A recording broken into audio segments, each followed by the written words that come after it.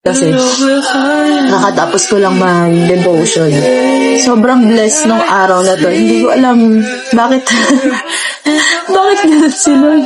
Sobrang amazing ang buhay ko. Parang laging may plot twist na lang. Share ko lang sa inyo guys. A month ago, parang nasa devotion ko yun lagi. Na magkaroon ako ng courage na ituloy na yung page ko, ganyan. Ituloy na yung pag-vlog, ganun.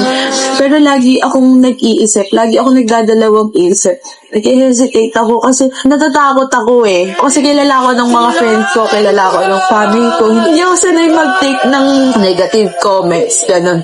Pero sabi nga, hindi naman lahat mapuplease natin. Hindi naman din lahat matutuwa sa atin. But thankful ako kasi may mga taong nag-push talaga sa akin para ituloy na. And ngayon, may mga bumati na 500k ka na.